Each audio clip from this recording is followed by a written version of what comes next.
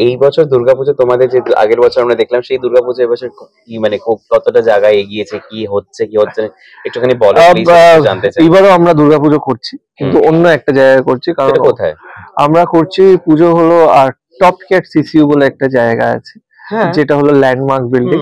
তো ওইখানে আজ অব্দি কখনো পুজো হয়নি, তো এই প্রথমবার ওই মানে আমার বন্ধু মেঘদূত মানে মেঘদূতের মা মানে রয় চৌধুরী পরিবার যারা ওই জায়গাটা ওন করেন, ওরা আমাদের বললো যে আমাদেরও আমরা একসাথে একটা যদি পুজো শুরু করতে পারি তাহলে খুব ভালো হয়।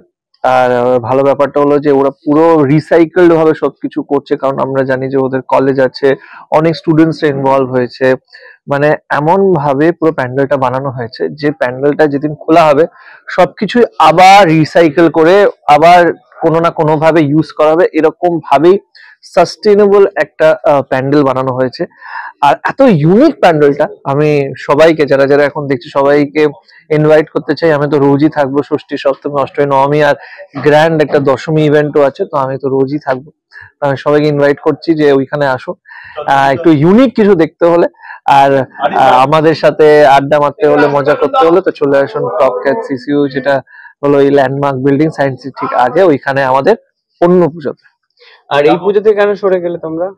না সেরকম কিছু না, মানে এভরি ইয়ার কেউ না কেউ আমাদের সাথে কানেক্ট করতে চায়, তো এইবার ওরা কানেক্ট করেছে বলে ওইখানে আছে।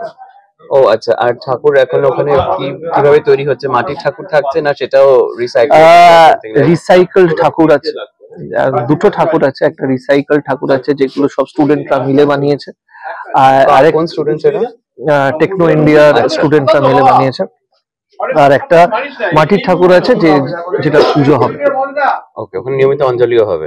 একদম একদম নিয়মিত অঞ্জলি হবে। এবার তো অঞ্জলির সময়গুলো খুব সকাল সকাল পড়েছে, তাই একটু তাড়াতাড়ি ঘুম থেকে উঠে অঞ্জলি গুলো দিতে হবে। তো আমরা সবাই একটা শিডিউল তৈরি করছি যাতে ঠিকঠাক ভাবে সবটা করা যায়।